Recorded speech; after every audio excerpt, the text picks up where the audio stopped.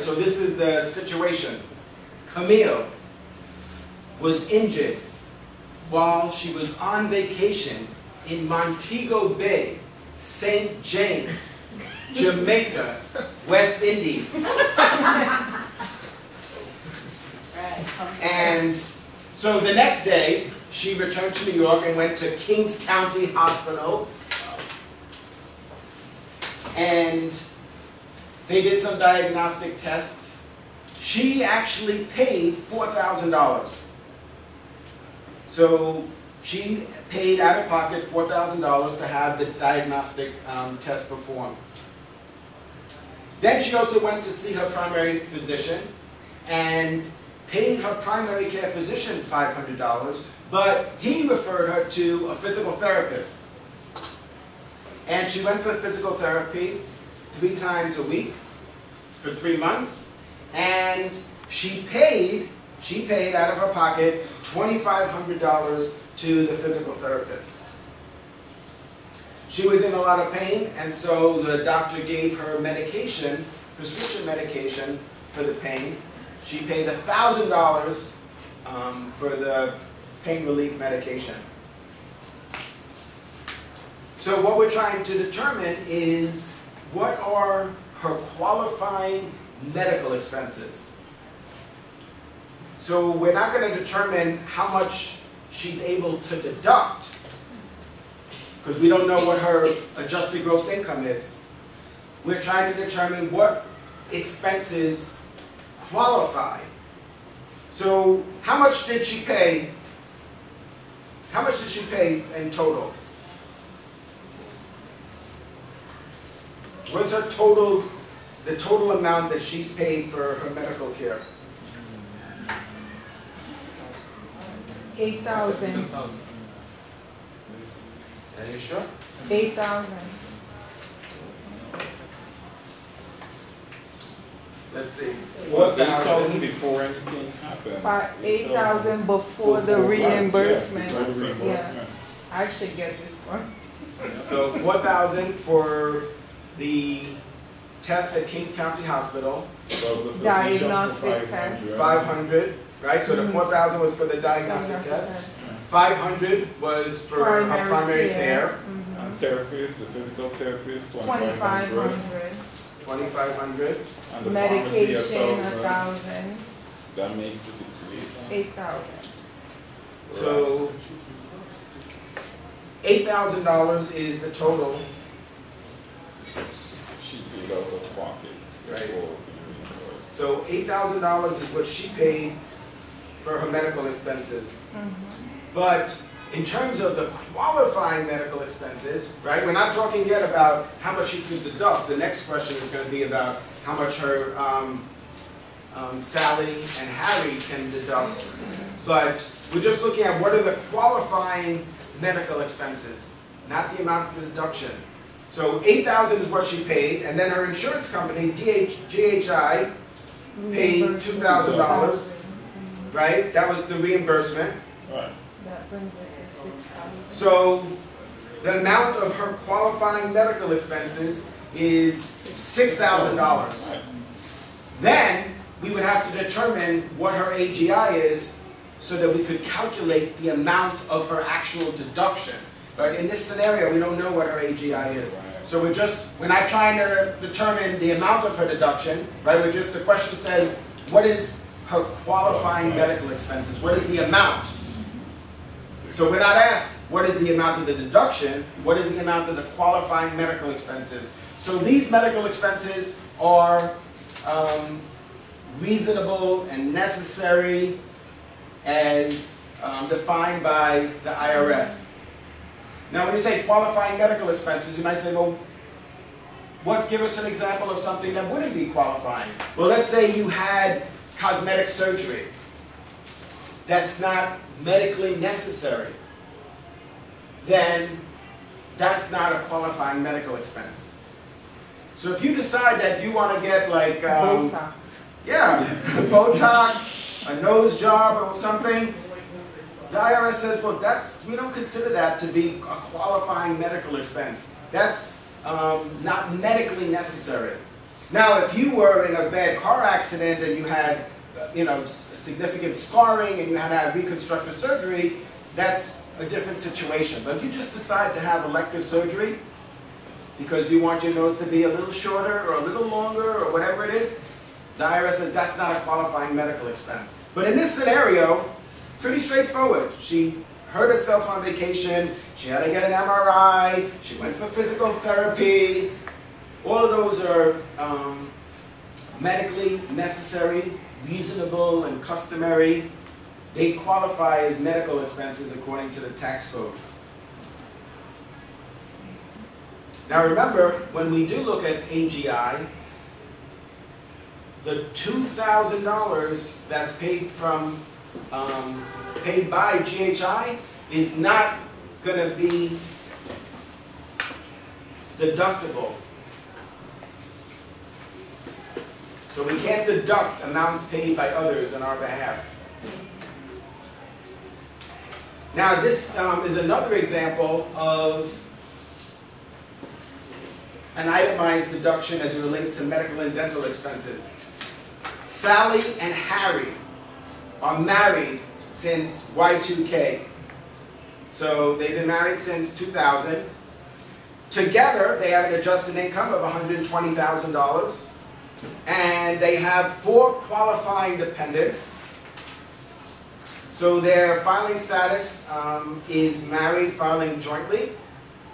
They could have opted to file separately, but in this scenario, they chose to file jointly. And they have some expenses, some medical expenses. $5,000 they paid for health insurance, the Blue Cross Blue Shield.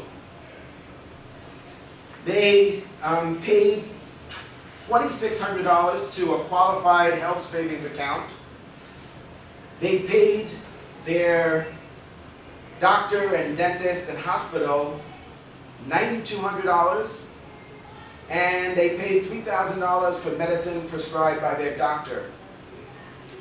They were reimbursed $4,400. And they think that in February 2013, they'll be reimbursed for another $2,000. So what we need to determine is what is the amount of their medical and dental expense deduction. So the first thing we need to look at is, are all of these qualifying medical expenses? Let's see, $5,000 for a health insurance policy. Yes?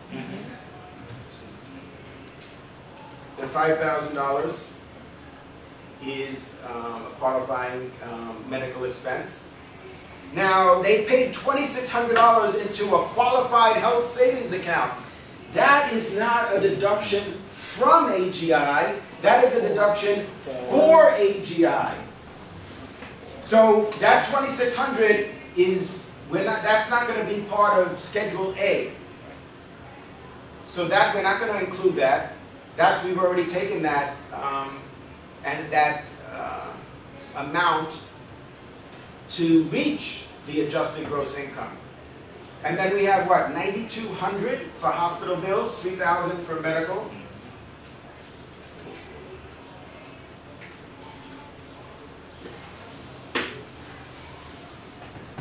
So how much is that? Are we missing anything? Let's see. What, 17,200? No, 12. 7. Oh, right, because we have to add the 5,000. 17,200. Minus. This we don't include. 5,000, 9,200, 3,000.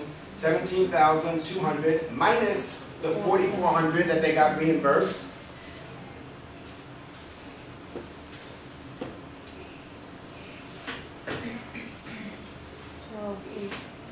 $12,800. And what about this? It says in February 2013, they think that they might be reimbursed for another $2,000. How can we include it if it's an assumption? Right. So we're not. We're not going to be able to. That's not going to be reflected here. Now, what do we know? That on Schedule A, there's a floor. The floor is how much? 7.5% of the adjusted gross income. So Congress is telling us that the first 7.5% of our adjusted gross income is the amount that we're responsible for paying for our medical and dental expenses. In this case, 7.5% of our adjusted gross income, which is $120,000, is $9,000. 7.5% of $120,000 is $9,000. So that means on Schedule A, the amount that we could deduct for medical and dental expenses is $3,800.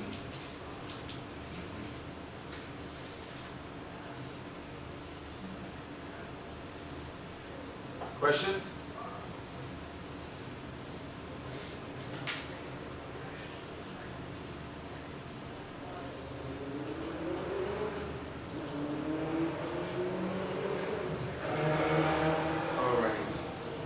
We have Ali, who's a chef. He made donations. All of these are donations. We can't say that they're not. He donated $500 to a homeless family. He donated $1,000 to the Obama presidential election. He donated $6,000 to a mosque. And he also donated to the Salvation Army a set of all-clad professional cookware. So a very high-end line of pots and pans that he had purchased for $2,000 that's now worth $500. He's married and filing jointly and has 2 qualifying children. Really, that has nothing to do with, with determining the amount of his gifts to charity. But let's look at each one of these. $500 in cash to a homeless family. Is that considered a charitable contribution according to the tax code? No. No, it's not. It is a donation. He made a donation, that's fine, but the IRS says that that's not considered to be does not qualify as a charitable contribution, and it's not a charitable, it's not a recognized charitable organization. So the $500 is not going to be considered. The $1,000 to the election, political contributions are not deductible. He has the check, right? The IRS believes him, and they believe him more because he has a $1,000 check, but they say that's not deductible. So fine, you want to donate money to presidential elections, that's fine, but it's not deductible. Now he has a check as proof for paying $6,000 to a mosque as a donation. It could be any religious organization. It could be a mosque, it could be a church, it could be a synagogue, it could be a temple. In this case, it's a mosque that he belongs to. And we're going to assume that that mosque is recognized as a charitable organization according to the IRS. So they have a list of what they consider to be like legitimate charitable organizations. So some of them we're familiar with, right? The Red Cross, the Salvation Army, but there's a lot of people that call us all the time asking for money. Are they legitimate non-for-profit organizations? Well, you'd have to find out. But in this case, we're assuming that his mosque is a legitimate 501c organization. They are a not-for-profit. And so, how much is he going to be able to deduct? Let's see, we have the 6,000. So we have the 6,000 that he donated to the religious organization. Are you going to email this to us? Yeah, I'll post it to Blackboard. Thank you. And let's see, what are we going to do here with the cookware? He purchased it for $2,000, but it's now worth $500. What are we gonna do with it now? So, what is he able to deduct? Is it the $2,000, which is the cost basis, or the $500, which is the actual cash value now? You have to use the actual, I guess. Yeah, it's the actual cash value. So what is it worth now? Well, what he's donating now is worth $500. So the amount of his charitable contributions are $6,500. Questions about that? Perfect. Can I ask you a question now that we're on, like, okay, so annually I usually donate to the Salvation Army, but they don't give you the value of what you donate. They just put one bag and that's it. That's a problem. 'Cause Yeah, it's difficult. The valuation of property is challenging. As long as it's not, I mean, ultimately you have to have proof. So whether it's if you make a donation, ideally you have not just a receipt, but you have a canceled check, right? I always joke, I say, well, they believe you, but they'll believe you a lot more if you have that canceled check. But with property, it's even more problematic. Like, who's to say that the pots and pans are worth 500? Maybe it's worth 700. Maybe it's worth 800. And the IRS knows that, and that's why they're sensitive to those types of donations. So, yeah, but if you itemize them, what would be the value that you can deduct for the donation? so you're saying, how would you determine the value of the goods? I know you would have to get it appraised to determine what the value is. Now, for the most part, as long as it's not a lot of money, it's probably not going to be a big issue. But if you say that, well, I bought this piano for $100,000 and now I'm donating it to Brooklyn College and the actual cash value is now $75,000, then you need to really, that's a substantial deduction, and you could expect that you're going to at least get a letter audit asking for proof as to the value of a high-ticket item like that.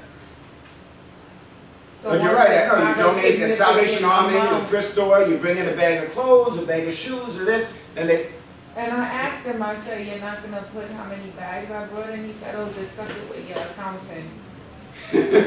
and you told them, I am an accountant. Yeah, it's difficult, and that's why, you know, if you get audited, you're going to have to provide proof as to the value of the property that you donate. And the thing is, my CFO, she gave me some things to donate for. So I went back to her with the slip, and she's like, where's the, you know, this is it? And I'm like, yeah, he said that they can't write a value on anything. Mm-hmm. Right. Yeah, because they wouldn't be considered to be a authorized appraiser or a qualified appraiser. Right? They just, you just drop off the stuff and they pack it away, right? Well, what's the point? Yeah, so then you think about if there's something else that you could do with the merchandise or the property. So you're right, you may not be able to get a deduction for that because you may not be able to determine the value of the property. That's why, you know, you probably often have heard that most companies are undervalued because their assets are recorded at historical cost, which is the most definitive and legitimate reference point, because it should be easy to determine what it is that you paid for the building or the manufacturing equipment or any other property or equipment. So that appears on the balance sheet as an asset at historical cost. But the reason why there's so much talk about undervalued assets is because, yes, you bought the building for $1 million 30 years ago, but now it's worth $50 million. That's not reflected on the balance sheet of the company. But the question is, if we did want to restate our financials, if that was even possible, the question is, who is going to determine that it's worth $50 million?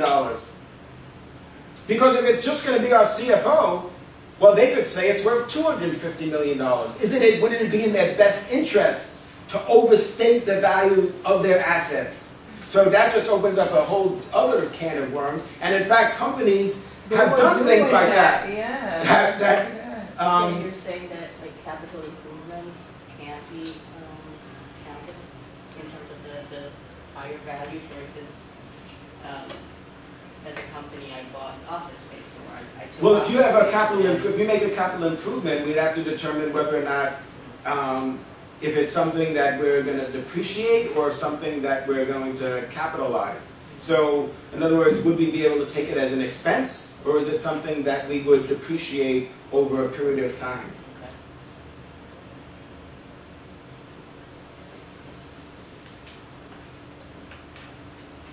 So $6,500 is the amount of his qualifying contributions. Now this is an interesting situation. Muhammad, he has a company car. His company gives him a car that he could use for business. He has to pay $500 a month to cover the cost of gasoline and maintenance. There's nothing to do with the tax issue that we need to solve for here. That's background information. The real issue is that he's, at the time of the accident, he's not driving the company car, he's driving his family car that he uses for personal use. So remember, we had some discussion about this thing about the family's car, and it's in the title is in somebody else's name, and there's no insurable interest. That has nothing to do with this situation. It's a family car versus a company car. It's not that it's the person's family's car, which would imply that it's owned by their father or their mother or somebody other than themselves. So it's the family car. We're assuming that Muhammad owns the car. Now, 5 years ago, he bought this car for $2,500. He was involved in an accident. The repairs are $4,000. So he decided to get the car repaired for $4,000. Why he would do that is beyond me. You bought the car for $2,500. Why would you spend $4,000 to repair it? I don't know, but that's what he did. He decided to spend $4,000 to repair the car, even though he has a beautiful 2010 Lexus that his company has provided him. And he took possession of it, importantly, January 1st, 2010, which has nothing to do with this tax situation that he finds himself in. But his insurance company said, oh, this is interesting. So you paid $4,000 to have the car fixed. We're going to give you $1,000. So what do we know? He bought the car for $2,500. He paid $4,000 to have it repaired. And he got reimbursed for $1,000. So the question is, what is the amount that qualifies as a casualty loss before applying any floor limitations based on AGI? So what does that mean? Well, we're going to look at another example. For casualty and theft, there's a 10% floor. So the first 10% of your AGI, you're responsible for. The IRS said if it's less than 10%, then you have no deduction. Only an amount that's more than 10%, minus $100, can you deduct. But in this case, the situation is not as complicated. We don't know what his AGI is. The question is, we're not up to that. We're just trying to understand what is the amount that qualifies. Remember we looked at the qualifying medical? Here we're looking at what's the amount of the qualifying casualty loss. So the amount that's qualifying here is how much?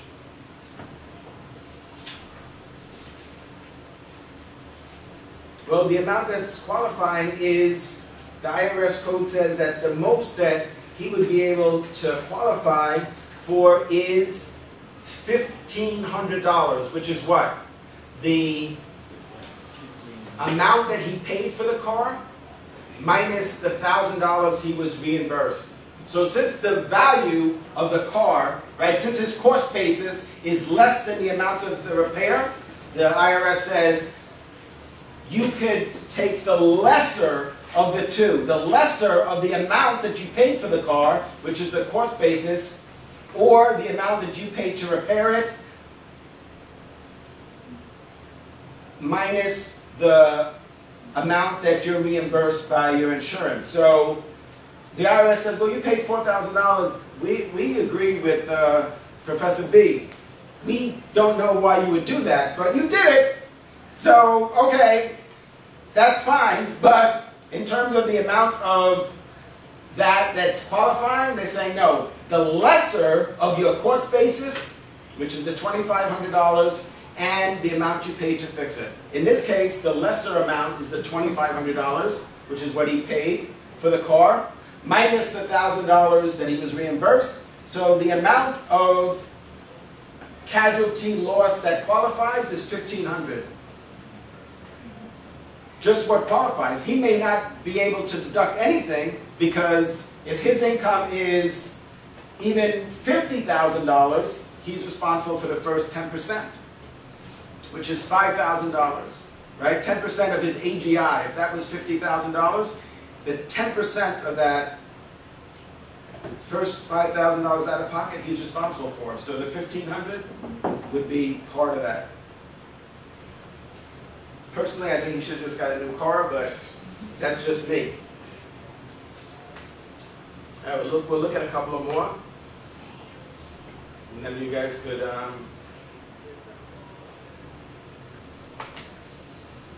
work on some at home.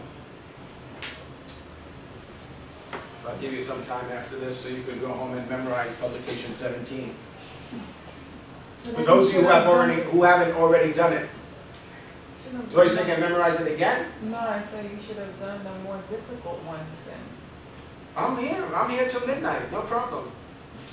Let's see. Omar had $3,000 withheld for 2012 state and local taxes. This should be 2012. And $6,000 withheld for 2012 federal income tax. He paid estimated tax, state income tax of $125 per quarter. Remember, at the end of the year, the IRS doesn't want to have any surprises. If you think that you're going to owe money at the end of the year, you should pay estimated, you should pay an amount every quarter so that at the end of the year, you don't owe either anything or you owe very little. So now what we need to determine is, on Schedule A, what amount can he deduct in terms of taxes paid? So, federal income tax on Schedule A, you can't deduct that. So Schedule A, we could deduct taxes paid, but it's either we're going to deduct the income tax, state and local income tax, or the general sales tax. We don't know what the general sales tax is here, but we're assuming that the state and local income tax paid is more than that. So remember when we did our tax return? It's either or. You can't do both. So even if it was, we said here that the general sales tax was $1,500, well, it looks like we would go with the income tax because we've got $3,000 here, and then $125 for every quarter is how much? $500. And then, and $3,000.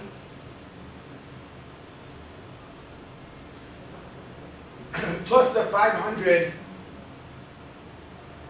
is the 500 in 2012, is the 500 going to be, well, let's say in 2012, if you paid it in 2012, then it would be included. So 3,000, right?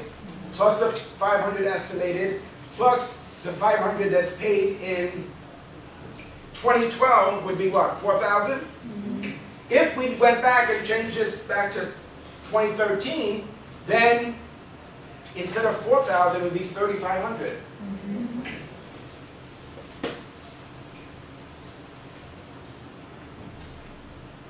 All right, Tamara, she's a chef at a restaurant. She makes $70,000 a year. she has some expenses. $400 for subscriptions to magazines. She went to some cooking classes for $1,000. And she paid $500 for car services from her house to the restaurant. How much of that would she be able to deduct as a miscellaneous itemized deduction on Schedule A?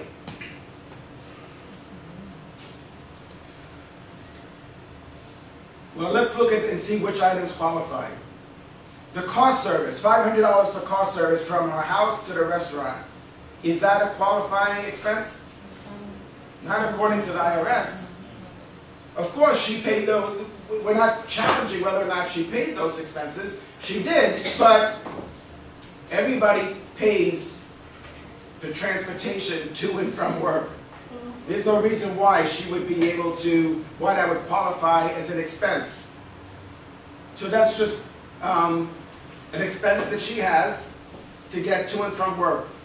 That wouldn't be considered as a miscellaneous expense that she could deduct. Now, the subscriptions for magazines about food, now she's a chef, that would qualify. That's something that would qualify as a miscellaneous expense related to her employment. Because she's a chef and these magazines are about food. So that makes sense. If it was for Sports Illustrated, no. If it's for Vogue or Cosmo, no. But because these are actually magazines related to her field, right, her occupation, that would count as a miscellaneous expense related to her occupation. And the cooking classes. The cooking classes are definitely related to her occupation. If it was karate classes, no. But the question is, what is the amount that she could deduct as a miscellaneous expense? So we said $1,000 for the cooking classes, $400 for the subscriptions, that's $1,400. So those are the qualifying expenses. Can she deduct that? No. Why? Although those are qualifying expenses, it's not more than 2% of her AGI. So miscellaneous expenses are subject to a 2% floor. That means the first 2% are not deductible. So her AGI,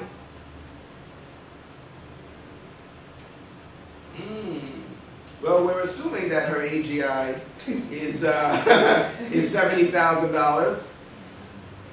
That she didn't have any 4 AGI deductions is $70,000. So 2% of that is $1,400. The first $1,400, according to the tax code, she's responsible. The first 2% of her AGI, $1,400, which is the exact amount of her out-of-pocket expenses. So she can't deduct anything. 1,400 minus 1,400 is 0. So she won't be able to deduct any miscellaneous itemized expenses on Schedule A. Questions about that? So we're not saying those things are not qualifying. They do qualify. The cooking classes, sure. For her, it's totally fine. The IRS says, well, yeah, we encourage that. You should. Take cooking classes. Subscribe to these magazines that are related to your occupation. But only the amount that's 2% above your adjusted gross income would you be able to deduct. But the travel expense would account if it was like her second job, right? So if it was her second job, so tell us why you think if it was her second job that she wouldn't be able to deduct that. Is there like a rule if it's 50 miles from the first job, you can deduct? Oh, but it's you're talking about moving expenses. So like if she relocated. Yeah. So if you relocate for a job and the new job is more than 50 miles from your prior residence, right? So if it's 50 miles further to your new job than from your old job, right? So in order to get this new job, you have to travel more than 50 miles than you did before. Then those moving expenses would qualify. Now, if you just move from Queens to Brooklyn, then that doesn't qualify. The IRS is not going to allow us to take a deduction for AGI. You're like, well, people move all the time. But if you move, presumably for a better job, and it's more than 50 miles, then those moving expenses would qualify. Now look, Janelle, a BMW. Janelle bought a BMW for $50,000. And of course, she mashed it up. And there was $15,000 in damage. She paid the $15,000 to have the car fixed. And then her insurance company, Allstate, reimbursed her $10,000. She was like, great. Now I'm out $5,000. So we know that on Schedule A, we could deduct casualty losses. The question is, how much of that is she going to be able to deduct? So of the $5,000. So what do we know? What does the tax code tell us? The tax code says that 10%, the first 10% of AGI minus $100, the taxpayer is responsible for. So $5,000. Right now she's out of pocket $5,000. So 10% of her AGI is $4,000. And then another $100 is $4,100. So how much is the amount of her deduction? How much is the amount that she can deduct on Schedule A? How much?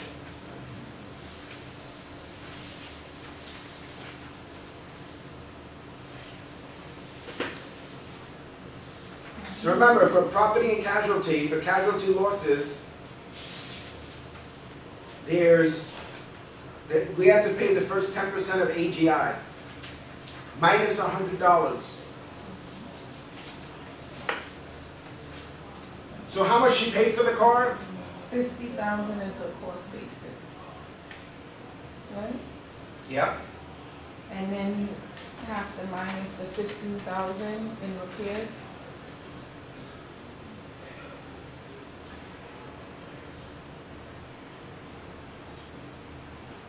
Minus the $15,000 in repairs? Right? $15,000 is what she paid. No, you have to, minus the $10,000 the $10,000 that she was reimbursed. reimbursement. Right, so she's out of pocket $5,000 now.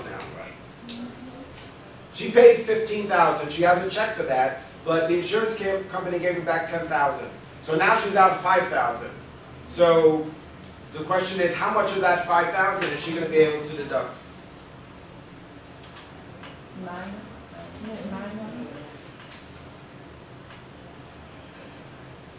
Yeah, 900. So the 4,100. 40,000. 10% of her AGI is 4,000.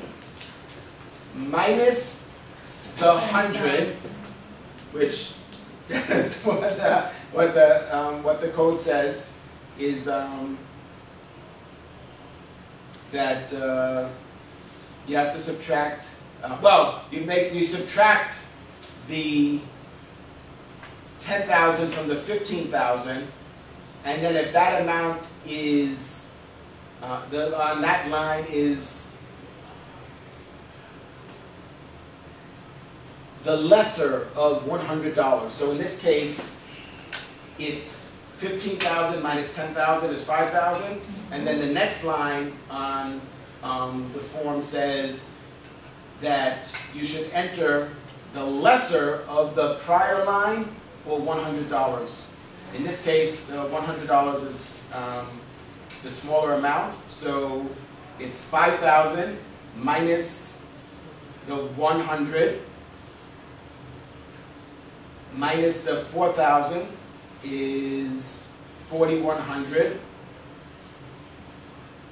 And what did she pay? 5,000. So 5,000 minus the 4,100 is $900. So the amount that she could deduct, not the amount that's eligible, the amount that she could deduct, the amount that's eligible is the $5,000. 15 minus 10,000. 5,000 is eligible. 10% of AGI we're responsible for as a taxpayer. That's the floor. 10%. In this case, it's $4,000. So 5,000 minus 4,000 is 1,000 minus the $100, which is what the code says, is $900. So she could deduct $900 on Schedule A.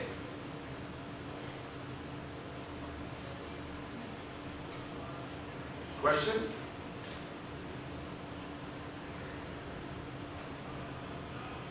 Yeah, I don't know how in a prior class we got all wrapped up in like who owns the car and blah blah blah. Remember when that's like was a different? That was like a totally different scenario than the ones that we just looked at. That was based on a different hypothetical situation. But you would have to own the car. That was the point that I had made at that time, is that you must have an insurable interest. It's got to be your car. I can't take, if Trisha has a car accident, I can't deduct the expenses on my tax return.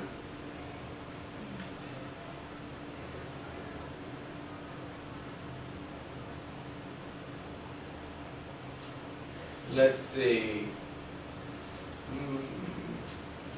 This will be interesting. This might take us till midnight. Hold on.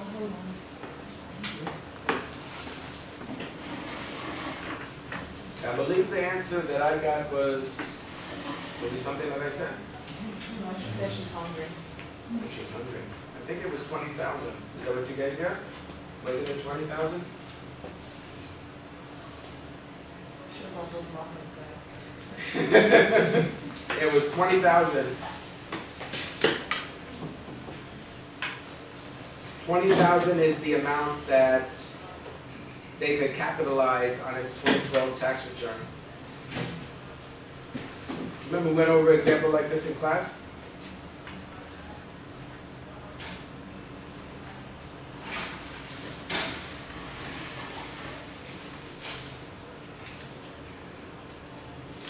So the thing that might have thrown you off is that the amount that they actually paid in 2012 was only 10,000. So when we say how much of the 100,000 rent expense can SC Corporation capitalize on its 2012 tax return, we might look and say, oh, well, this is, so I see it, 2012 is the amount that they paid.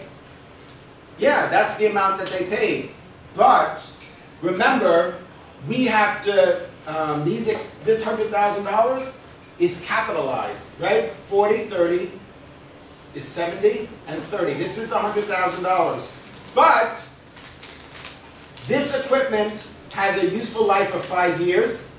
So 100,000 divided by 5 years is $20,000. So in 2012, even though they only paid 10,000, that's kind of like not really relevant to the extent that, well, we've already been taking 20,000 per year. See, because the IRS says, yeah, we're not really feeling this. Like, you pay what you, we don't want to get involved in that. We have an idea. We've decided how you could expense, in this case, capitalize the $100,000. We don't really care that you paid $40,000 here. So in 2008, the company paid $40,000. The IRS says the most you could take is 20. You're like, wait, what? Yeah, that's right. The equipment has a useful life of 5 years.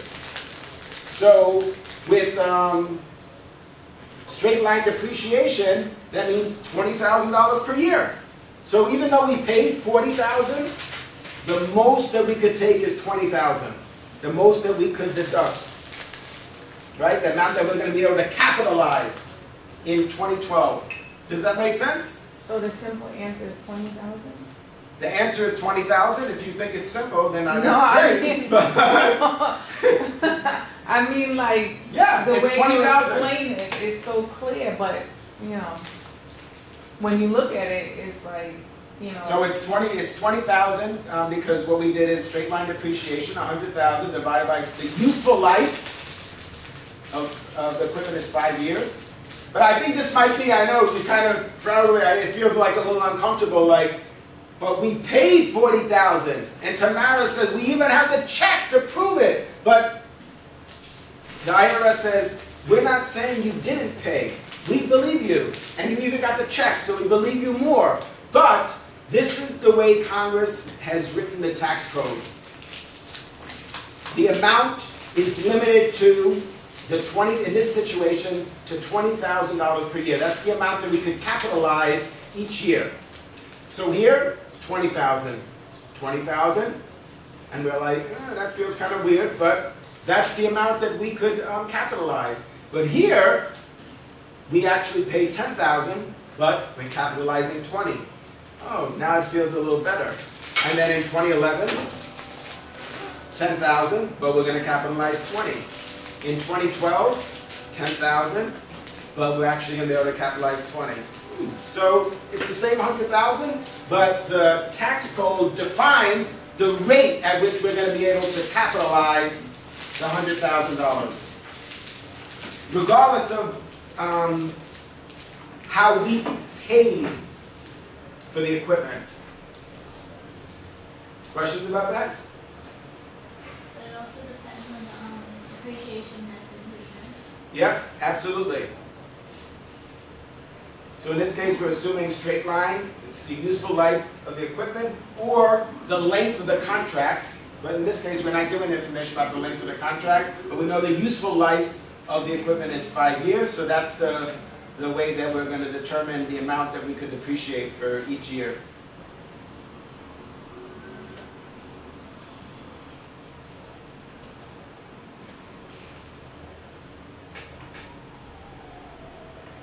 Okay, so Camilla owns a clothing store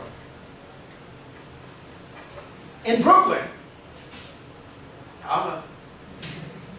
And she's trying to figure out how she's going to increase her sales. So one of the things that she decides to do is to buy an empty lot that she's going to use for her customers to park their car. Because she says there's never any place to park. If I only had parking, then more people would come into her store. So she bought the lot that's across the street from her store, just a lot. There's no building there, just a lot, $15,000. It's a pretty good deal. She also decided that she was going to upgrade the lighting fixtures in the store. That cost her $8,000. So she wanted to get these really fancy lighting fixtures. She's the owner of this designer clothing store. So she sells jeans there for $400 or $500. So it's got to look really chic. She sells these 6-inch red suede stiletto shoes, things like that. So What do you know about He's going in really detail.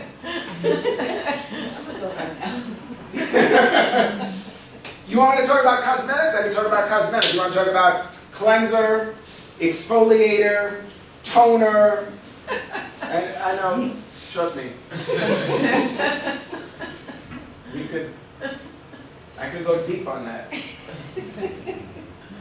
Now she's head of household, but it's like really meaningless to this situation, right? It doesn't really matter that she's head of household, and she has 2 qualifying relatives who live with her, right? Don't let those things throw you off in the scenario. A lot of times there's like additional information that's not relevant to the situation of the tax dilemma that we're facing. So when you have clients come in, you do an intake, they're gonna tell you everything, right? All these, ni hao ma. Oh my God. What? Wow.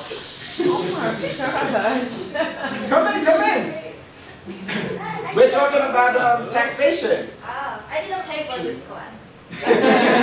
Shu Yin was in 2 of my other grad courses, right? Marketing and also strategic management. Yeah. Wow. And she still comes to see me. I'm just thinking she must have the patience of Job, or she's just the nicest person ever. Probably both. Yeah. Yeah, I think both, probably. You want to say something else in Chinese? Gong Xi Fat Sai, Oh my god. Chu Ling Fat Sai. That means you guys are awesome. Oh. You have no idea where my mind went. I'm just making it up. That means that we should get lots and lots of money. Big money. Xin Ye Kuan Le means Happy New Year. Xin Ye Kuan Le. Happy New Year, right? Yeah. Yeah, you see? Teach me one about the money. Chu Ling Fat Sai. Lots. Big money, right? Lots of money. Yeah. So, let's see. So Camilla, what we're trying to figure out for Camilla is how much of these assets is not considered capital assets. So $15,000 is for the real estate and $8,000 is for the light fixtures. So the amount of capital assets, the amount that's not capital assets, not considered capital assets, is $23,000. So $15,000 for the parking lot and $8,000 for the lighting fixtures, those are not considered capital assets.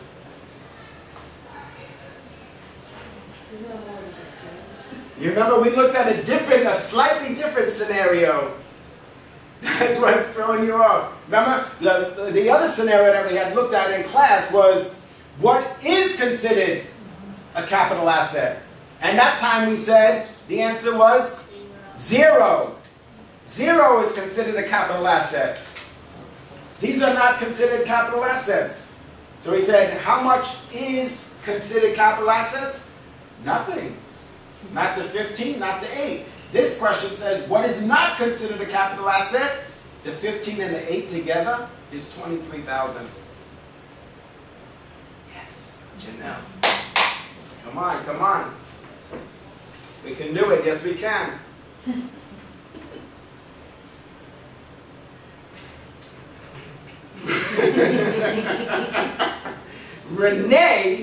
Renee told her CPA about several capital transactions for year 1. She had a $4,000 long-term capital loss and a $10,000 long-term capital gain and a $2,000 net short-term capital gain. How much is her net long-term capital gain? What was the exact question that we looked at in class? Wasn't this? It wasn't. The question wasn't what is the net long-term capital gain. You remember I said we have to make a distinction.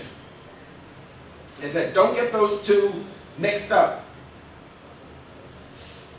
Do you remember? Net capital gain income.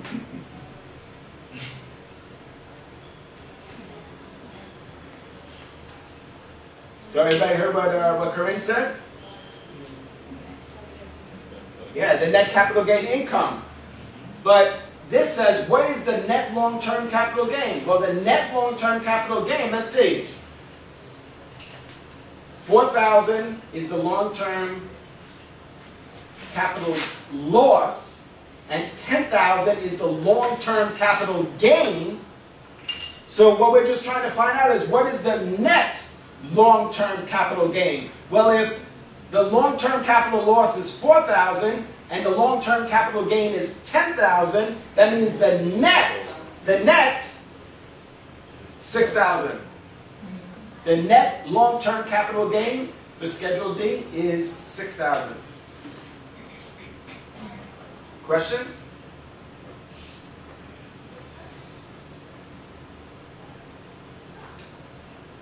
Let's see. Now should be here. Ah, okay, I remember.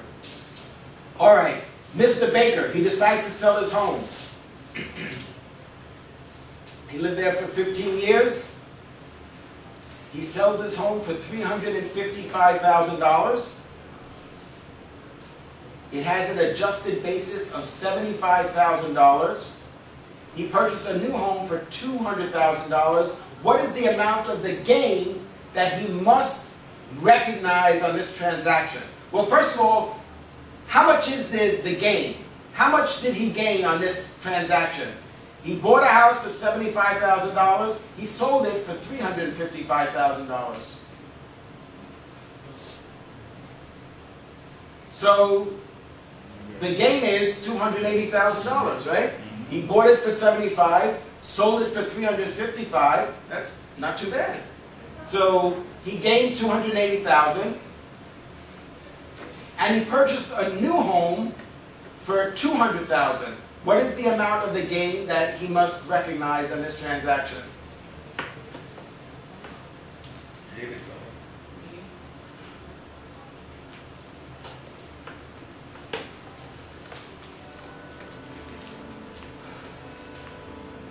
What do you think?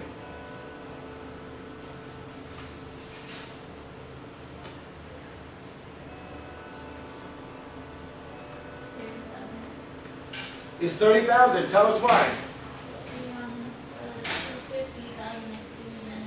Because he's not married, so $250,000, the first $250,000 of the gain, we don't need to recognize. So I see what you're saying. Well, wait a minute. $280,000 was the gain, but then he rolled $200,000 of that into the new home. So that's good. So the code says you could do that, and then that $200,000, that capital gain, that gain, you rolled it into a new home, that's fine. So you don't have to recognize that. And you're left with $80,000. But the code also says that the first $250,000, you don't need to recognize that. And if you're married, it's the first $500,000. So 250 versus 280. So the amount that he has to recognize is $30,000. Questions? That's just based on what the code says, because the code says that the first $250,000 of gain, you don't need to recognize. So if it was just $250,000, then you wouldn't have to recognize anything. But in this case, it was $280,000. So the $30,000 needs to be recognized.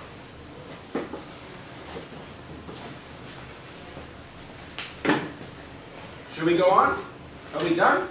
More? Wait. We'll be back. All right, let's check another one. Professor, wait. Okay. Okay, so he sold his home for $355,000, right? Yes. He lived in it for 15 years. The adjusted basis is $75,000. So now, wouldn't you have to minus the 75 from 355? Yes, and we get 280,000. Okay, and then you minus 250 because Right. that gain is not recognized. Right. So the Okay, code, IRS code says 30,000. the 250,000 on for this transaction, single, right? right? Because he's Single. he's single, is not recognized. So the difference is the 30,000. All right. Thank you. You have econometrics now? What is your class? You have class with Professor Thorne? Yeah. Oh, that's so fun. It's not. It's It's- closure. Yeah, it is stressful. Oh no, wait, we're recording. Don't say that. I'm gonna have to edit this. I'm gonna. We got you on video. Oh man, I'm gonna delete that.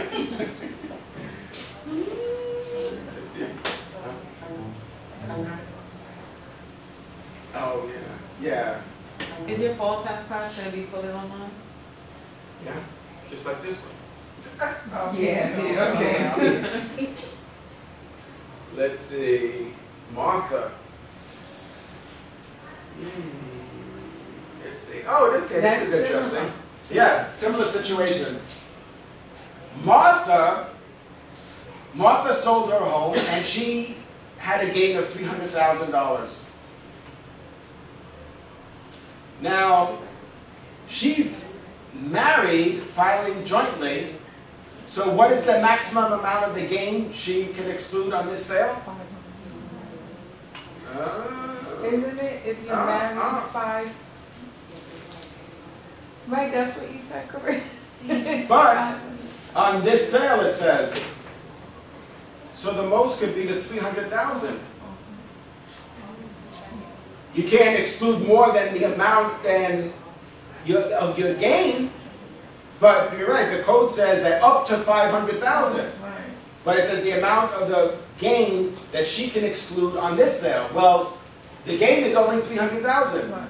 but the code allows us 5. up to $500,000. But it doesn't say, what does the code say? What is the maximum amount allowed under the code? But it says, in this transaction, well, in this case, it was only a $300,000 gain, so it can't be more than that. So if it doesn't exceed Right. the amount recognized based on the IRS code, then you can't. Okay. Yeah. Look at Renee, she's like. Wait for midnight to come.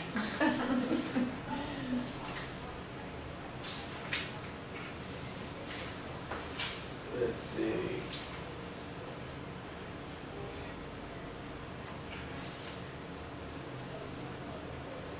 Yeah, I'm just double checking. So the answer is 300,000. 300,000. Okay. Yeah.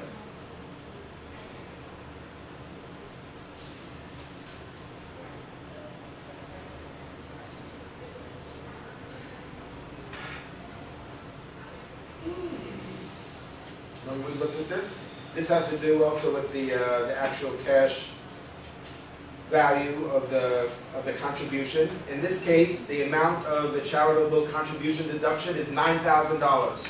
So how did we get that? So the code says if you donate computers to a primary or secondary school, you can take that as a charitable contribution. So it is a special circumstance, and this is a good example of it. Instead of throwing out the computers, they have a dozen computers, and they decide that they're going to donate the computers to a local elementary school. So the cost basis was $500, and the fair market value is $1,000, which is a little counterintuitive, right? Yeah. But let's assume that they were able to get it at a substantial discount, because we had Tamara negotiated that deal for us. So the fact that the cost basis is $500 doesn't change the fact that the value of the computers might actually be more now. Just because we got it for a cheap price doesn't mean that the value is not much higher. We did get it. We got a very good deal. We bought it at $500. The new computers had a cost basis of $2,000. So the question is, what is the amount of corporate taxable income that Minji has, so that he can determine the amount of his charitable contribution. So Minji needs to determine the amount of corporate taxable income, but before he can do so, he needs to know the charitable contribution deduction amount. What is the amount of the charitable contribution deduction? So in this case, it's $9,000. Who can tell us why?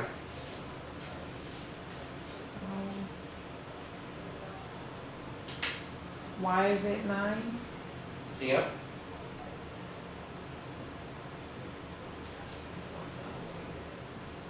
$12 computers. So Wait, what do we wait, know? wait. Can we think? What, like,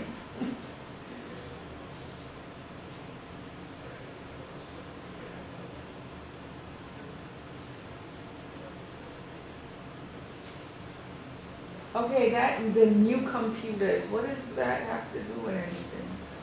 What new computers like that? Well, they had these 12 computers. Right. They decided to buy 12 new ones. So does the elementary school bought 12 new computers? They received... No, the company, Minji's company, they bought 12 new computers. Oh, after they donated the 12 old computers, they replaced it with 12 new computers. Right. Okay. Okay, so...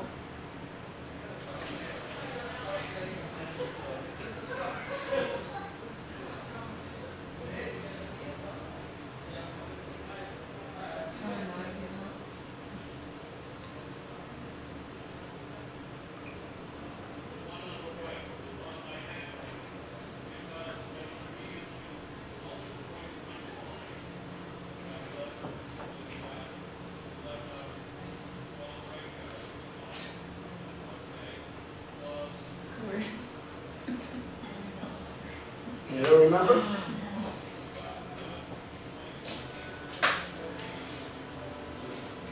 First off, are we using the market value or the cost? Well, that's the thing, Because it's, you know, a different situation, because the market value exceeds the cost basis. So does the IRS say we're gonna use the lower of? Like, Yeah. Okay, so now we're using the cost basis, the 500.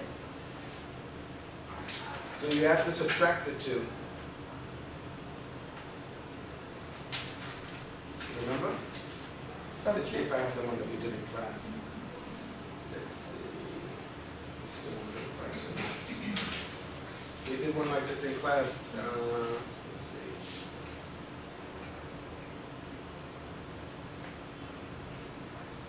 Okay, right. Remember New Roads Elementary School.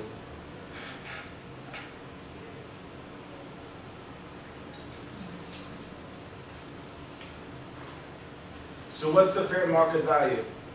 $12,000. But then the IRS... Oh, you're reading from the example from class. No, from here. The fair market value is $1,000. $1,000. But there's 12 of them.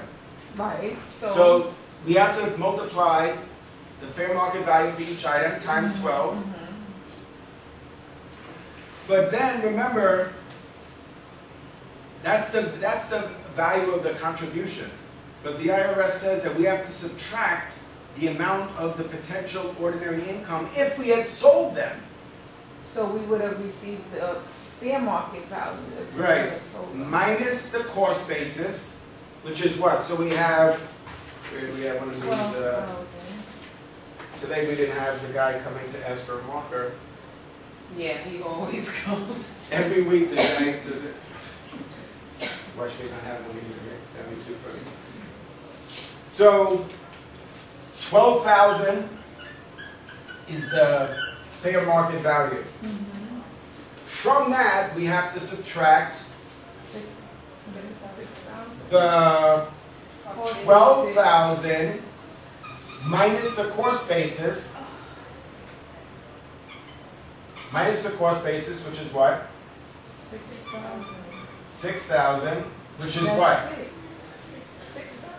And the code says times 50%. Oh, that's what it is. I kid you not. That's what the tax code says. This is what Congress feels is reasonable. So they said this is the fair market value. They're like, okay, but we already talked about the issues about fair market value, how you determine the fair market value and so on. But they said, we know that your cost basis is 6,000, so why don't we subtract the 6,000, which we know is your cost basis, from the fair market value, which is 12,000, which you're right, leaves us with 6,000, multiply that by 50% to get 3,000, and subtract that from the $12,000, which is the fair market value, which gives us a charitable contribution amount of $9,000. So in effect, what did Congress do? They reduced this fair market value to $9,000. So they made this adjustment through this semi-complex formula to, in effect, reduce the amount of the fair market value.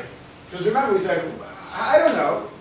But how do we know? Why should we tell Alicia? How does Alicia know what the fair market value is? So like they said, okay, if that's the fair market value, then we're going to make an adjustment. How much is the adjustment going to be?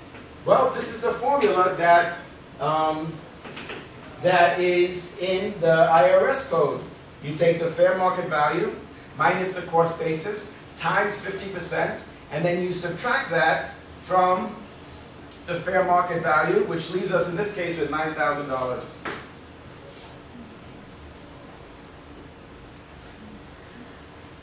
This would have been the gain if we had sold it. So in other words, this $12,000, when we say that's the fair market value, that means if instead of donating it, those would look great with the red pair of shoes that I told you that Camilla sells at our shop. Well, $12,000 is the fair market value. What that means is that if the IRS realizes, Congress realizes that instead of donating these computers, we can sell them. You see, they understand that. They said, well, wait a minute. Remember we talked about how Congress, the code is written to either encourage or discourage behavior on the part of individuals and companies. So they said, well, if we really want this, if we really want people to donate their computers to elementary schools, then we need to write the code in a way that's going to address the issues associated with that, which is the amount of potential gain. Right? So what is this? Is they could have made $6,000 on this deal. If they donated this equipment, these computers, right? If instead of donating it, I mean, they sold them, they would get $12,000. We're like, okay, $12,000. But wait a minute, they have a cost basis. Their cost basis is $6,000. So that means they would have made $6,000. Instead, they're going to be able to get a deduction of $9,000. Now remember, it's not a credit, it's a deduction. It provides them a tax shield.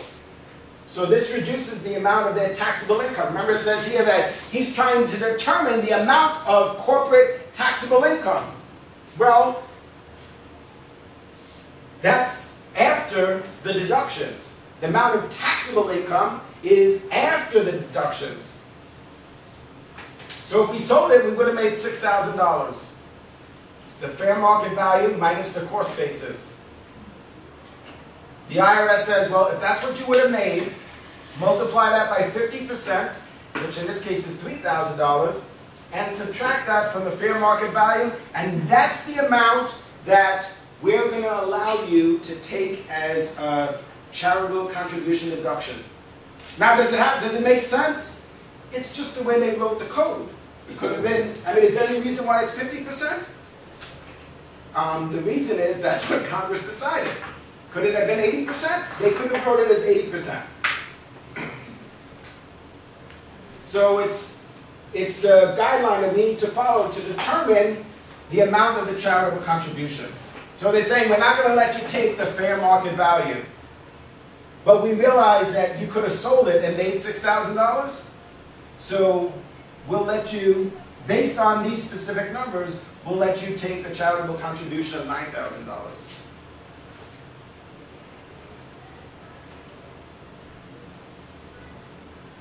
So the cost basis of the new computers, the $2,000, that's just interesting. Right. That's just additional. As it doesn't impact the amount of our taxable income.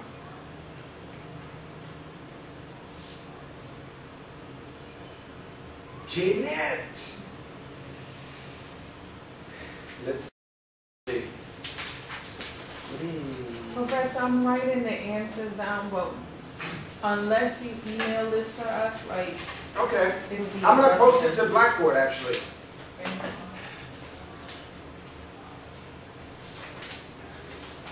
let's see, G-net. What's the answer? Anybody remember the answer? I think it was, let's see, might have been 0.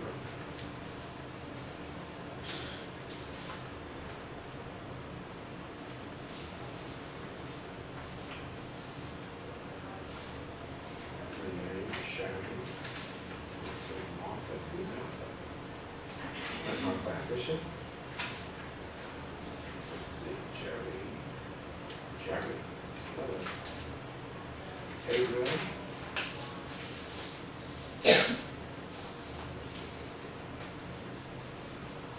Gina.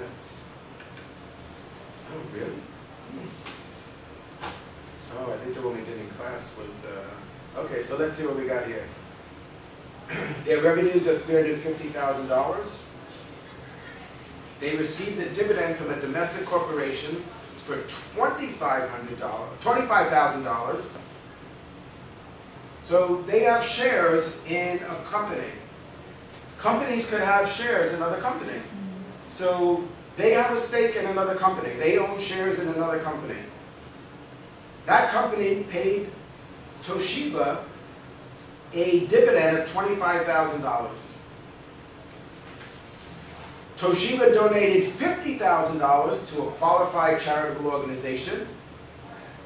The company is entitled to a $14,500 dividend received deduction and has an operating expense of $100,000. What is the maximum charitable contribution deduction allowed? So what is the maximum charitable deduction allowed?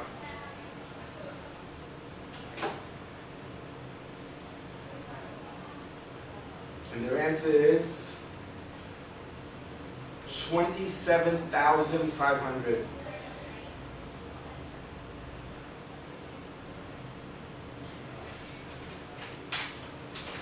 Be astonished. Be astounded. Watch this.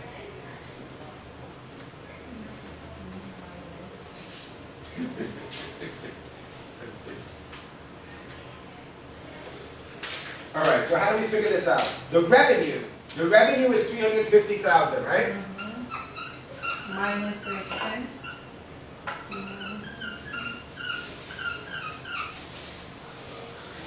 Minus the dividend revenue. No, not minus the dividend, plus the dividend revenue, which is how much? 25,000.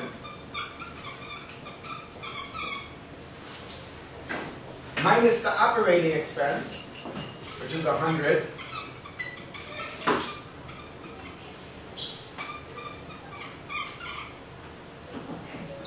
Gives us what? So we take the revenue. This case is $350,000. We add the dividend revenue, $25,000. That brings us to $375,000. We subtract the operating expenses, which brings us to $275,000. And then the code tells us that the maximum charitable deduction amount is 10% of that.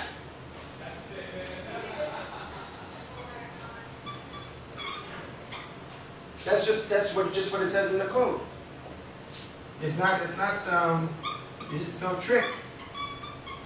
It's what the code says.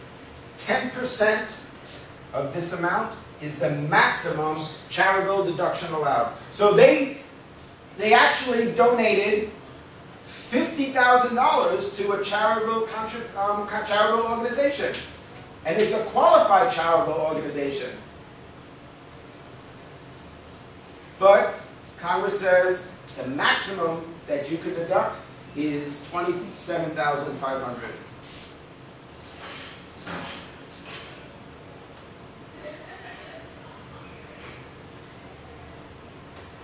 So remember, the limitation is to the 10% of the taxable income.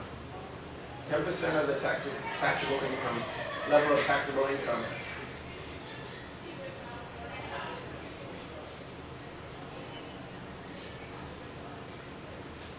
So that, in that case, it's $27,500. We looked at another example with different numbers, and it was $14,500 was the amount of the charitable deduction. But in that case, the company had revenues of $200,000, operating expenses of $75,000, and received a dividend of $20,000.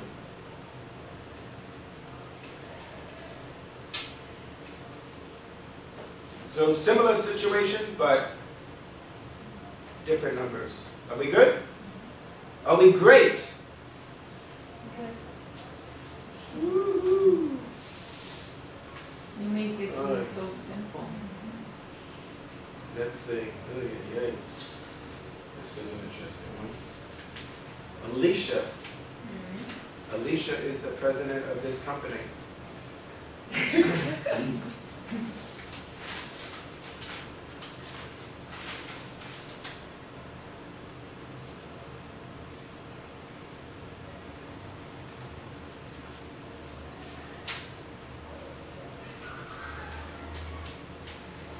All right. This is an interesting one. This is fun. Look at this. Why is that so huge? Yeah, I know. What is it with this eraser? It's an eraser for giants. All right. Let's look at this. What do we got here? All right. So what we're trying to figure out is the net operating loss deduction for 2012.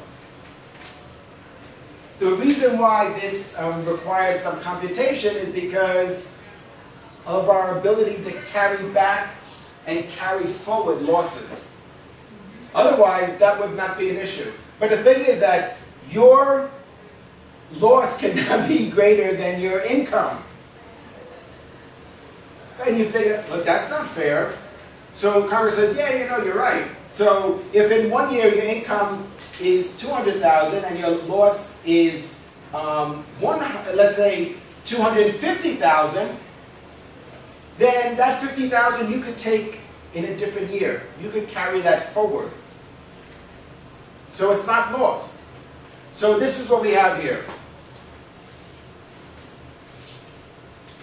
Let's see. We're just going to write down what we know. In 2008, this is the way you should approach this. In 2008, we had taxable income before operating loss deductions as follows. $20,000. So in that year, we didn't lose any money. That's our taxable income, $20,000. In 2009, You lost $30,000. yeah, we lost $30,000.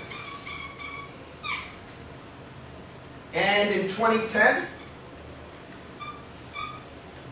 we actually made, what, $50,000. $50,000.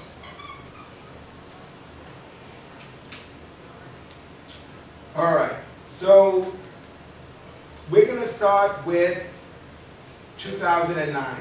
What is the net operating loss? So here, we're not focusing on that. We're interested in this loss in 2009. So we have 2009, we have a net operating loss of $30,000. So we don't need to carry this forward, carry it back. We're interested in this net operating loss. What's the amount that we could carry back? Well, in 2008, we had taxable income of $20,000. So the most that we could carry back is $20,000. So we'll carry back the $20,000, and we still have $10,000 left, right? So we carry back $20K, and then the $10K we want to carry forward.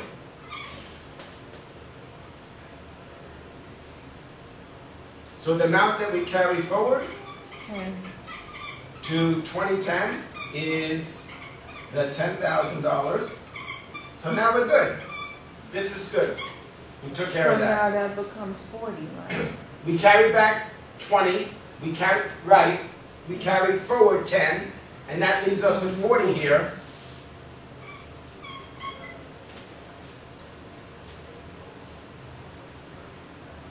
So this is 0 now.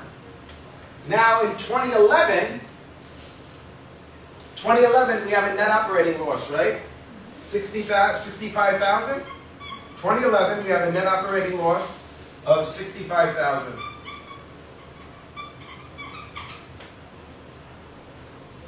Can we carry that back to 2010? We carry that back, we carry it back, well, how much we carry back? 40,000. 40, we carry back to 40. That wipes out. Yeah. To 2010, we carry back 40,000. Then that leaves 15. 25, right? Yeah. 65, we carried back 40, because we had, remember you said we used 10 for 2009. Yeah, So that leaves us with 25,000. So the question is, how much is the net operating loss deduction that Gleim should report on its tax return for 2012? The net operating loss deduction for 2012 is this, $25,000. We did 9, we did 10, we did 11, and, that carries over. right, $25,000.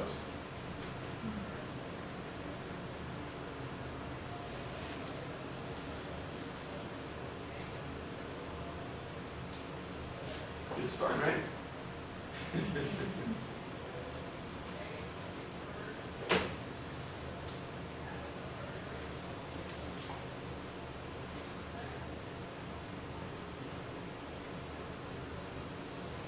All right, what was the next one? Let's see. Elon. Let's see. We looked at an example like this too. Let's see. Elon is the president of Sony Corp.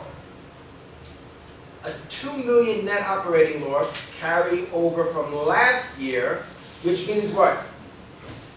14 million minus 2 million. Am I right? Minus the 2 million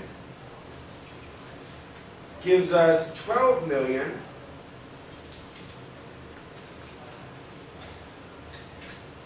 Let's see, what is the amount of income tax liability?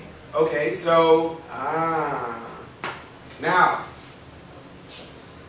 what do we know about what does the code tell us about the tax rate? Let's see, why is this not on the same page? About the first $10 million. So the first $10 million is going to be taxed at one rate, and then the remaining $2 million is going to be taxed at a different rate.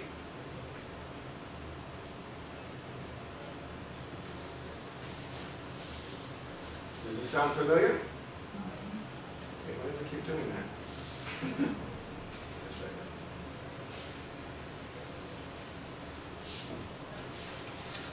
So, does it make sense so far?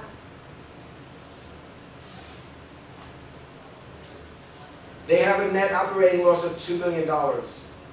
So that carries over to the current year. So instead of $14 million, instead of paying tax on $14 million, we only have to pay tax on $12 million. But the first 10 has a different tax rate than the Right.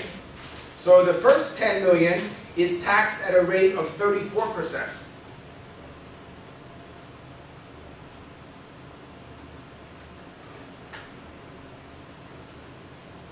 Times 34%, just because that's what it says in the tax code, which equals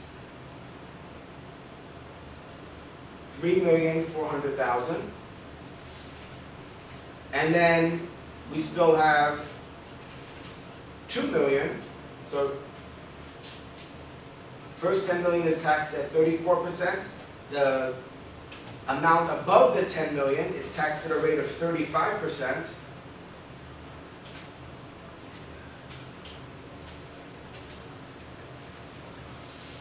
which is 700,000. Is that right? That's look right. 35% of 2 million.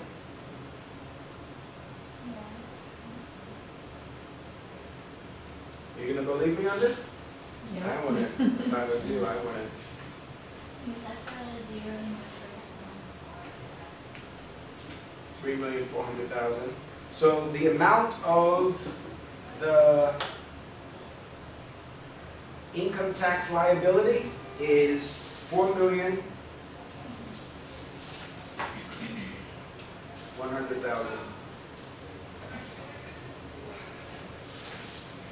Questions about that? Does that seem right? Wait. So up until 10 million, it's at a 34% tax rate. Above the 10 million, in this case, the next 2 million is taxed at a rate of 35%.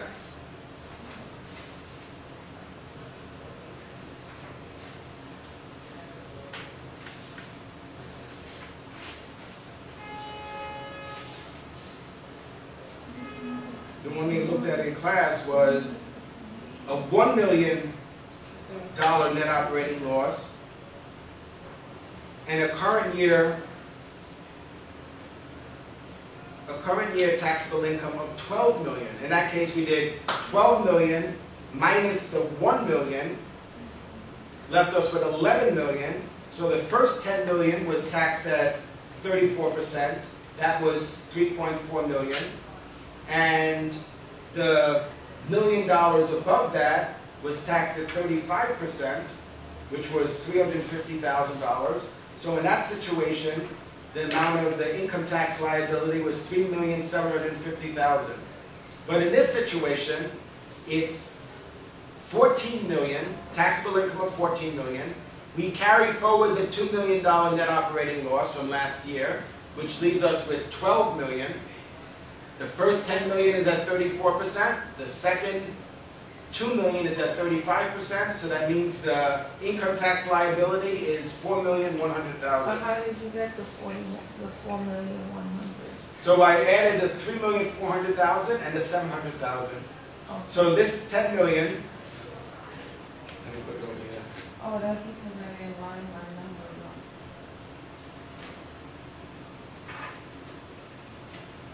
So this is 12 million here.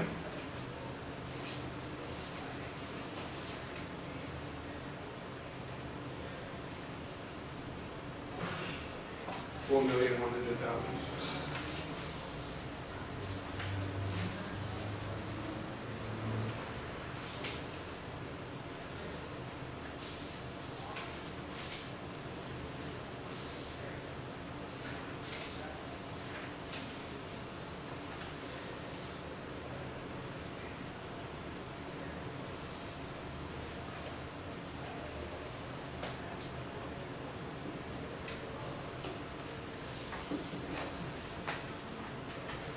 Okay, so Rachel has these expenses. She decides to travel to Florida to help with repairs to homes because of Hurricane Sandy. It costs her $600 in transportation. And she was there for 3 weeks. She lost $1,500 in income. And she had to pay $1,200 for hotel and $400 for meals. The question is, what is the amount that she could deduct as a charitable contribution? Well, in this situation, the code says that she can deduct Hotel the hotel, and meals. right? The hotel and the meals. So we have the meals are $400 and the hotel is $1,200. $600 for her transportation is $1,800. But the IRS code says It can't replace her with your earnings. salary. No, that's you. That's all. That's all you. If you want to do that, that's great. But the amount of your charitable contribution would be $1,200 for the hotel, $400 for the meals, and the $600 for the transportation, which is $2,200.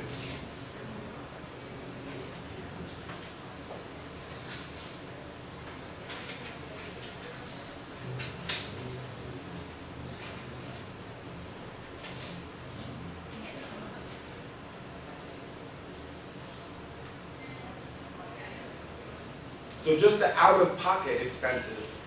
The out-of-pocket expenses is what she can deduct, not the estimated value of her service. And you see, what is the IRS trying to address there? It's the ambiguity of like, well, who's to say what the value of your service is? It's like they're not trying to discourage you. They want to encourage us to do things like this and to help out. And you know what? If you actually, during, after the hurricane, you go down there, and we understand you have to pay for hotel, and you have to either fly down there or drive. You're going to have those expenses, and you have to pay for meals. So they say, we think you should do that. That's a good thing. We applaud you. But, and those expenses, those out-of-pocket expenses, you can deduct as charitable contributions. But they said the value of your service, the estimated value of your service, is not deductible. Not because they don't want to, but there's ambiguity there. We get into, well, who's to say what the value of your service is? So they're like this, they know. Well, we believe you that you have these expenses, and we're going to believe you a lot more if you have that canceled check, right? So those things are verifiable. What is the purpose of the IRS? Is to achieve compliance. They're trying to achieve compliance to the tax code. How do we verify that amount of the estimated value of your service? It's ambiguous. So they said, we don't even want to go there. You're an electrician, you're a carpenter. Look, we applaud you for what you're going to do, and we want to encourage you to do that. Your out-of-pocket expenses are deductible, but your actual service, that's not the value of your service that you provide as an electrician or as a carpenter. We don't want to go there with you. That's on you. So I'm just trying to, we always go back to trying to understand what's the motivation. What is Congress trying to achieve? This says they're trying to encourage people to make charitable contributions, but they said we're only going to allow the out-of-pocket expenses to be deductible. It's fair. Seems fair.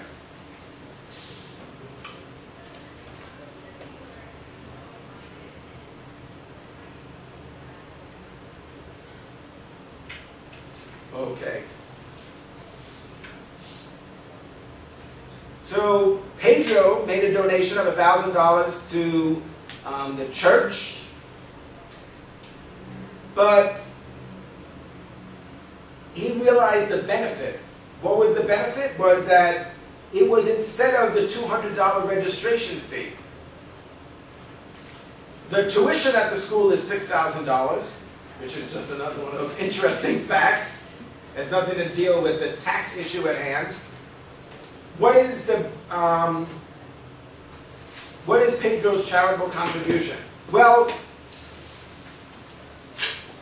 if you make a donation and you receive something in return, then the amount of your donation has to be reduced by the value of whatever it is that you received in return. So you say, well, it's not really a $1,000 donation if they waive the $200 registration fee. So the amount of your charitable contribution was really, in this case, only $800. Questions about that? Was it something I said? We're done, we're really done. Da-da-da-da-da. That's the last question? Yeah, this is the last one. Let's see, Jerry pays $8,000. I don't remember this one at all. What's the deal here? Let's see, the membership insurance, okay. pays $2,200, he pays $2,200, the regular retail price. How much qualifies as a charitable contribution?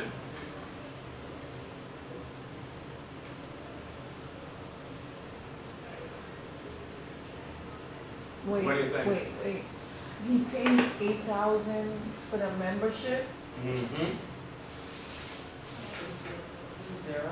Yeah. Zero. Yeah, it's zero, right? I don't recognize that. Yeah, I don't know, this question that doesn't look familiar, but it looks like this is zero. He paid $8,000 to become a charter member. Okay, fine. Then he paid $2,200 for the regular season tickets himself. Mm-hmm. There's no charitable contribution. Yeah. And in 2012, he pays $2,200. So what this is saying is that he didn't receive anything in lieu. right in lieu of. He still paid $2,200, which was the regular retail. retail. Right. I think there's one more about ABC stock. Let's see. And the answer is 25,600.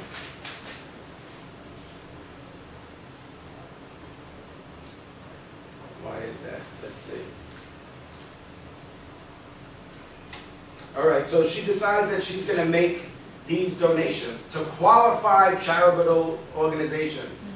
So you don't need to know if it's Red Cross or Salvation Army or a particular religious institution. Let's say inventory held for resale in Roseanne's business. So the fair market value is $3,600. So the $3,600 is what we're going to use here to determine the amount of her charitable contribution. Stock in ABC held as an investment, $20,000. And then the comic book collection held as an investment, acquired 6 years ago. The cost basis for that, whoops, what just happened, is $2,000.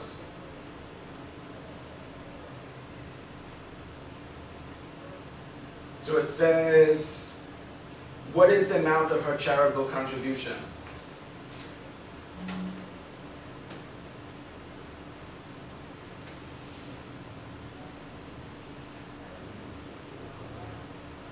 Okay, so this is, you see, this is the thing. You say, well, wait a minute, why are we using the fair market value here? Because the fair market value is lower than the cost basis. So the code says that if it's lower, yeah, use the lower amount. So inventory is ordinary income property, but in this case, the fair market value is less than the cost basis, which is a little unusual unless you're holding something like, technological equipment, like computers. Generally, despite our example, usually the value of computers and things like that decline over time because they keep coming out with new versions, new models. Stock is an intangible property and is not subject to the tangible personality rules. So we take the fair market value instead of the cost basis. So here we would have taken for the inventory the cost basis of $4,000. But because the fair market value is lower, we take the $3,600. The stock, it's not inventory, it's not personal property, so we take the fair market value of the stock, which is $20,000. So if let's say, so in this case, we bought the stock for $8,000, but now I'm giving it to a charity. What is the benefit to them? Well, they got something that's worth $20,000. Who cares what we paid for it? That's like irrelevant now. We might have paid $1 for it. It doesn't matter. I'm giving you something that's worth $20,000. Maybe I got it for free. Maybe Corinne gave it to me. So we look at the fair market value. And then for the comic book collection, there's actually an exception relating to this type of tangible property. And In this case, we use the cost basis, which is $2,000, which gives us $25,600.